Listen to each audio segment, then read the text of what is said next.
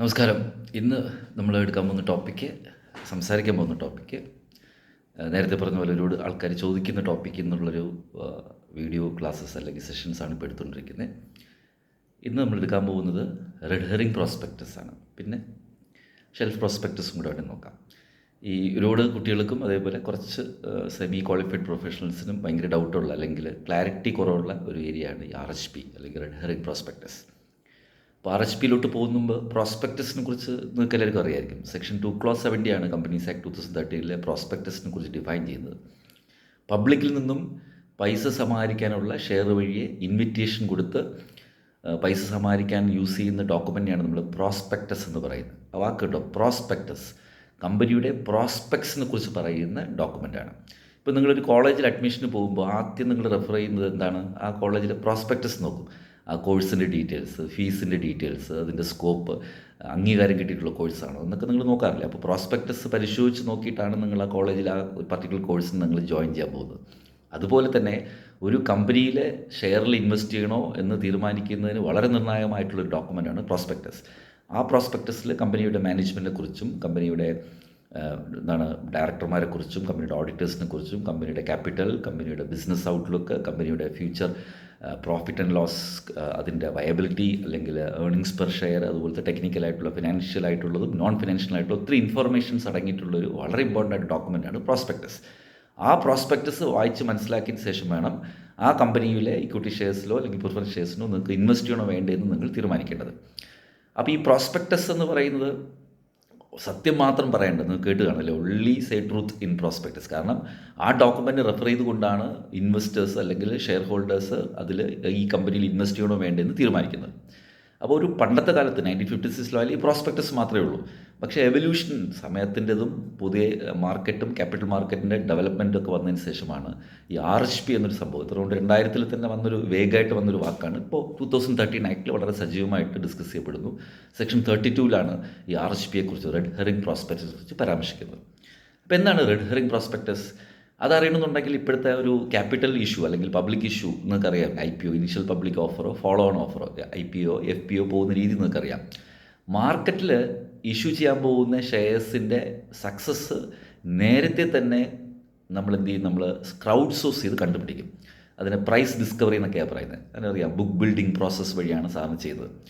അപ്പോൾ ആ സ്റ്റേജ് ആകുമ്പോൾ, അതായത് ഈ പറയാൻ പോകുന്ന IPO അല്ലെങ്കിൽ ഇറക്കാൻ പോകുന്ന IPO എത്രത്തോളം സക്സസ് ആവും, എത്രത്തോളം അല്ലെങ്കിൽ ഏത് പ്രൈസിലായിരിക്കും ജനങ്ങളോ ഇൻസ്റ്റിറ്റ്യൂഷൻസോ FIISO FPISO മ്യൂച്വൽ ഫണ്ട്സോ ഇൻവെസ്റ്റ് ചെയ്യാൻ ആഗ്രഹിക്കുന്നുള്ള കമ്പനിക്ക് അറിഞ്ഞൂടാ. അപ്പോൾ അതിന് മുമ്പ് തന്നെ റോഡ് ഷോ പോലെ നടത്തി ബുക്ക് ബിൽഡിംഗ് പ്രോസസ്സ് വഴിയെ ഡിമാൻഡ് എലൂസിയേറ്റ് ചെയ്ത് പ്രൈസ് ഡിസ്കവറി ചെയ്തിട്ടാണ് ഇറക്കാൻ പോകുന്ന പബ്ലിക് ഇഷ്യൂവിൻ്റെ ഒരു ഷെയറിൻ്റെ വില തീരുമാനിക്കുന്നത്.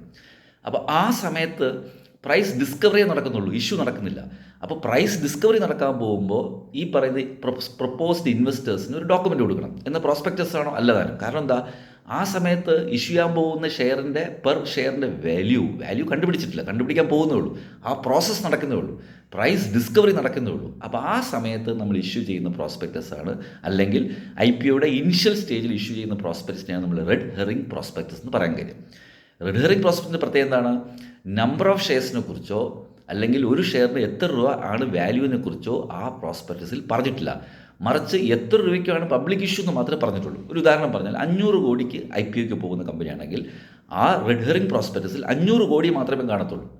നമ്പർ ഓഫ് ഷെയർസ് ഇല്ല. കാരണം പെർ ഷെയറിൻ്റെ വാല്യൂ കണ്ടുപിടിച്ചില്ല. അതിൻ്റെ പ്രൈസ് ഡിസ്കവർ ചെയ്യാൻ പോകുന്നേ ഉള്ളൂ. എത്ര രൂപയ്ക്ക് നിങ്ങൾ ഈ ഷെയർ മേടിക്കാൻ ആഗ്രഹിക്കുന്നു എന്ന ഒരു എക്സ്പ്രഷൻ ഓഫ് ഇൻട്രസ്റ്റ്, അല്ലെങ്കിൽ ജനങ്ങളിൽ നിന്നും ഇൻവെസ്റ്റിംഗ് പബ്ലിക്കിൽ നിന്നും ഇൻവെസ്റ്റിംഗ് ഇൻസ്റ്റിറ്റ്യൂഷനിൽ നിന്നും നിങ്ങൾ എത്ര രൂപയ്ക്ക് ഇത് മേടിക്കുമെന്ന് ഡിമാൻഡ് എലൂസിയേറ്റ് ചെയ്യാൻ പോകുന്ന പ്രോസസ്സാണിപ്പോൾ. അതുകൊണ്ട് തന്നെ പ്രൈസ് ഇല്ലല്ലോ, പ്രൈസ് കണ്ടുപിടിക്കാൻ പോകുന്നില്ലല്ലോ. അപ്പോൾ പ്രൈസ് ഇല്ലാത്തതുകൊണ്ട് നമ്പർ ഓഫ് ഷെയർസ് കണ്ടുപിടിക്കാൻ പറ്റത്തില്ല. പക്ഷേ മൊത്തം വോളിയം, എത്ര എമൗണ്ടാണ് പബ്ലിക്കിൽ നിന്ന് കളക്ട് ചെയ്യാൻ പോകുന്നത് മാത്രമേ എൻ്റെ ഉള്ളൂ. അതിനർത്ഥം ഈ റെഡ് ഹെറിംഗ് പ്രോസ്പെക്ടസിലെ ഇൻഫോർമേഷൻ ഇൻകംപ്ലീറ്റ് ആണ്, പൂർണ്ണമല്ല. പ്രൈസിനെ കുറിച്ചോ നമ്പർ ഓഫ് ഷെയർസിനെ കുറിച്ചോ, അതായത് ഒരു ഷെയറിൻ്റെ വാല്യൂവിനെ കുറിച്ചോ നമ്പർ ഓഫ് ഷെയർസിനെ കുറിച്ചോ അതിൻ്റെ അകത്ത് തീരുമാനമില്ല. ഒരു ഡോട്ട് മാത്രം, തീരുമാനമില്ല.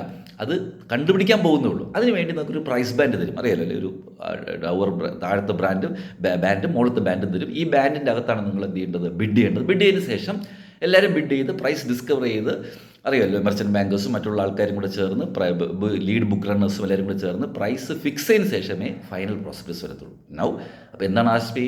Red herring prospectus is an incomplete prospectus where ഒരു ഷെയറിൻ്റെ വിലയോ നമ്പർ ഓഫ് ഷെയർസോ ഇല്ലാത്ത, പൂർണ്ണതയില്ലാത്ത പ്രോസ്പെക്ടസിനെയാണ് നമ്മൾ റെഡ് ഹെറിംഗ് പ്രോസ്പെക്ടസ് എന്ന് പറയാൻ കാര്യം. ഹെറിംഗ് എന്ന് വെച്ചാൽ ഇൻകംപ്ലീറ്റ്, പൂർണ്ണമല്ല. റെഡ് എന്ന് വെച്ചാൽ കോഷ്യസ് ആയിരിക്കണം, ചാടിക്കറി ഇൻവെസ്റ്റ്മെൻറ്റ് ഡിസിഷൻ എടുക്കരുത്, അതിൽ പ്രൈസ് ഇല്ലല്ലോ. അതുകൊണ്ട് ഈ പറയുന്ന പ്രോസ്പെക്ടസിൻ്റെ ഫ്രണ്ട് പേജ് വൈറ്റ് കളറിൽ, ചുവപ്പ് കളറിൽ, വൈറ്റ് കളറിലായിരിക്കണം, അതിൻ്റെ കവർ ചുവപ്പ് കളറിൽ ഇൻകംപ്ലീറ്റ് എന്ന് പറയണം, അതായത് റെഡ് ഹെറിംഗ് എന്ന് പറയണം. അതുകൊണ്ടാണ് ഈ പ്രോസ്പെക്ടസിന് റെഡ് ഹെറിംഗ് പ്രോസ്പെക്ടസ്. റെഡ് എന്താണ്? കോഷ്യസ് ആയിരിക്കുക. ഹെറിംഗ് എന്ന് വെച്ചാൽ ഇൻകംപ്ലീറ്റ് ആയിട്ടുള്ള പ്രോസ്പെക്ടസ്. മനസ്സിലായോ? ഇതിന് ഷോർട്ട് ഫോമാണ് RHP. ഇനി പ്രൈസ് ഡിസ്കവർ ചെയ്തതിന് ശേഷം, പ്രൈസ് ബാൻഡ് ഫിക്സ് ചെയ്തതിന് ശേഷം, പ്രൈസ് ബാൻഡ് ആയി അറിയാമല്ലോ, പ്രൈസ് ഫിക്സ് ചെയ്തതിന് ശേഷം ആ പ്രൈസ് ഇതിൻ്റെ അകത്ത് എഴുതും. എഴുതി കഴിയുമ്പോൾ പ്രൈസ് എഴുതി കഴിഞ്ഞാൽ നമ്പർ ഓഫ് ഷെയർസ് എളുപ്പമാണ്. 500 കോടി ഡിവൈഡ് ബൈ പ്രൈസ് എഴുതിക്കുന്നത് നമ്പർ ഓഫ് ഷെയർസ് കിട്ടും. അപ്പോൾ പൂർണ്ണമായിട്ടുള്ള ഫൈനൽ പ്രോസ്പെക്ടസ് ആവും. Then it will become a final prospectus. മനസ്സിലാവും? RHP വെറുതെ ഇറക്കാൻ പറ്റില്ല. RHP ഇറക്കുമ്പോൾ സെബിയുടെ അടുത്തും അതുപോലെ തന്നെ ROCയിലും നിങ്ങൾ RHPയുടെ കോപ്പി എന്ത് ചെയ്യണം? നിങ്ങൾ ഫയൽ ചെയ്യണം. രജിസ്റ്റർ ചെയ്തതിന് ശേഷം മാത്രമേ നിങ്ങൾ എന്ത് ചെയ്യാൻ പാടുള്ളൂ? പബ്ലിക്കിന് RHP പബ്ലിഷ് ചെയ്യും. വലിയൊരു ഡോക്യുമെൻ്റാണ്, പുതിയ വെബ്സൈറ്റിലൊക്കെയാണ് ഇടുന്നത്. പ്രിൻ്റഡ് ഡോക്യുമെൻറ്റ് കമ്പാരിറ്റീവ്ലി വളരെ വോളിയമായിരിക്കും. എന്തെങ്കിലും ഡൗട്ട് ഉണ്ടെന്നുണ്ടെങ്കിൽ ചോദിച്ചാണ്. ഇനി ഷെൽഫ് പ്രോസ്പെക്ടസ് സെക്ഷൻ 31. RHP 32 ആണ്. Shelf prospectus section 31. ഇതും ഇതുപോലെ കേൾക്കുമ്പോൾ ഒരുപോലെ ഇരിക്കില്ല. പ്രോസ്പെക്ടസ് എന്താണ്? Shelf prospectus. ഷെൽഫ് പ്രോസ്പെക്ടസ് എല്ലാ കമ്പനികൾക്കും ഉള്ളതല്ല. ഷെൽഫ് പ്രോസ്പെക്ടസ് ചില ധനകാര്യ സ്ഥാപനങ്ങൾ IPOയ്ക്ക് പോകുമ്പോൾ ഇറക്കാൻ പറ്റുന്ന പ്രോസ്പെക്ടസിനെയാണ് നമ്മൾ ഷെൽഫ് പ്രോസ്പെക്ടസ് എന്ന് പറയുന്നത്. ഒരു വാലിഡിറ്റി പീരീഡ് ഫിക്സ് ചെയ്ത് ഇറക്കുന്ന പ്രോസ്പെക്ടസിനെയാണ് ഷെൽഫ് പ്രോസ്പെക്ടസ് എന്ന് പറയുന്നത്. അതിനർത്ഥം വാലിഡിറ്റി പീരീഡ് 1 വർഷമാണ്. അപ്പോൾ ഇന്ന് ഞാനൊരു IPOയ്ക്ക് പോകുന്നു, 1 വർഷം വരെ ഇതിന് വാലിഡിറ്റി ഉണ്ട്. ഇതിൻ്റെ ഇടയിൽ വീണ്ടും ഒരു IPOയ്ക്ക് വേണമെന്നുണ്ടെങ്കിൽ, IPO എന്ന് പറയാൻ പറ്റില്ല, FPOയ്ക്ക് പോകുമ്പോൾ വേണമെങ്കിൽ ഇതേ പ്രോസ്പെക്ടസ് വെച്ച് നിങ്ങൾക്ക് വീണ്ടും എന്ത് ചെയ്യാം? ഫോളോ ഓൺ ഓഫർ ചെയ്യാം. അതായത് ഒരു പ്രോസ്പെക്ടസ് വെച്ച് മൾട്ടിപ്പിൾ ആയിട്ടുള്ള പബ്ലിക് ഇഷ്യൂ ചെയ്യാൻ പറ്റുമ്പോൾ അതിനിറക്കുന്ന പ്രോസ്പെക്ടസിനെയാണ് നമ്മൾ ഷെൽഫ് പ്രോസ്പെക്ടസ് എന്ന് പറയുന്നത്. പക്ഷേ ആദ്യം ഒരു പ്രോസ്പെക്ടസ് ഇഷ്യൂ ചെയ്തല്ലോ, ഷെൽഫ് പ്രോസ്പെക്ടസ്. രണ്ടാമത് ഈ 1 വർഷം കാലാവധിക്കകത്ത് വീണ്ടും ഒരു പബ്ലിക് ഇഷ്യൂ വരുമ്പോൾ വീണ്ടും ഒരു പ്രോസ്പെക്ടസ് തരത്തില്ല. കാരണം എന്താ? ഓൾറെഡി നിങ്ങൾക്കൊരു പ്രോസ്പെക്ടസ് ഇല്ലേ. അതുകൊണ്ടാണ് ഈ പ്രോസ്പെക്ടസിനെ ഷെൽഫ് പ്രോസ്പെക്ടസ് എന്ന് പറയാൻ കാര്യം. കാരണം ഇത് എടുത്ത് കളയരുത്, കീറിക്കളയരുത്, നശിപ്പിച്ച് കളയരുത്. കാരണം ഇത് ഷെൽഫിൽ വെച്ചേക്കണം, സൂക്ഷിച്ച് വെച്ചേക്കണം. കാരണം ഇതേ കമ്പനി വീണ്ടും ഈ വർഷത്തിനകത്ത് വീണ്ടും ഒരു ഫോളോ ഓൺ ഓഫർ വരും. സോ ദാറ്റ് ഈസ് വൈ ഈ പ്രോസ്പെക്ടസിൻ്റെ പേരെന്താണ്? ഷെൽഫ് കളയരുത്, ഷെൽഫിൽ വെച്ചേക്കണം. രണ്ടാമത് ഈ 1 വർഷ കാലാവധിക്കകത്ത് വീണ്ടും ഒരു പബ്ലിക് ഇഷ്യൂ വരുമ്പോൾ ആ ഷെൽഫിനെ അതെടുത്ത് വെച്ച് വീണ്ടും വായിച്ച് നോക്കണം. അപ്പോൾ നിങ്ങൾക്കൊരു സംശയം തോന്നും, സാറേ ആദ്യം ഇഷ്യൂ ചെയ്ത സമയത്തും ഈ പറയുന്ന രണ്ടാമത് പബ്ലിക് ഇഷ്യൂ വരുമ്പോൾ തമ്മിൽ കമ്പനിയിലെ ചാർജും കമ്പനി ഡയറക്ടർമാർ ഒരുപാട് മാറ്റങ്ങൾ, ലോൺ പൊസിഷൻ, ഡെപ്പോസിറ്റ്സിലൊക്കെ മാറ്റം വരും. അതിനൊരു അപ്ഡേറ്റ് ഡോക്യുമെൻറ്റ് നിങ്ങൾക്ക് തരും. ഓക്കെ, അതിന് നിങ്ങൾ അപ്ഡേറ്റ് ചെയ്യാനായിട്ട് ഒരു ഡോക്യുമെൻറ്റ് വെബ്സൈറ്റ് ഉണ്ട്. എന്താ ഡോക്യുമെൻ്റ് പേര്? Information memorandum, IM, information memorandum. അപ്പോൾ ആദ്യം ഷെൽഫ് പ്രോസ്പെക്ടസ് തരും. അത് ഒരു IPO വന്നു, സക്സസ്ഫുൾ ആയിരിക്കാം, അത് ആ പ്രോസ്പെക്ടസ് നശിപ്പിച്ച് കളയരുത്, ഷെൽഫിൽ വെച്ചേക്കുക. കാരണം ഇതേ കമ്പനി വീണ്ടും ഒരു പബ്ലിക്കേഷന് വരും. ആ സമയത്ത് ഈ പ്രോസ്പെക്ടസ് വീണ്ടും വായിച്ചു നോക്കുക. ഇതിനിടയിൽ മാറ്റങ്ങളുണ്ടാവും, കമ്പനിയിലുണ്ടാവുന്ന ഓപ്പറേഷൻസിലും ഫിനാൻഷ്യൽ സ്ട്രക്ചറിലും ക്യാപിറ്റൽ സ്ട്രക്ചറിലും മാറ്റം ഉണ്ടാവും. ആ മാറ്റം അറിയണമെന്നുണ്ടെങ്കിൽ എന്ത് വായിച്ചു നോക്കണം? ഇൻഫർമേഷൻ മെമ്മോറാണ്ടം വായിച്ചു നോക്കണം. ഓരോ 3 മാസത്തിലൊരിക്കൽ ഇൻഫർമേഷൻ മെമ്മോറാണ്ടം വെബ്സൈറ്റിൽ അപ്ഡേറ്റ് ചെയ്യും, എടുത്ത് ഡൗൺലോഡ് ചെയ്ത് വായിച്ചു നോക്കുക. പക്ഷേ ആദ്യം ഷെൽഫ് പ്രോസ്പെക്ടസ് വഴി പബ്ലിക്കേഷൻ നടത്തുന്ന കമ്പനി എന്ത് ചെയ്യണം?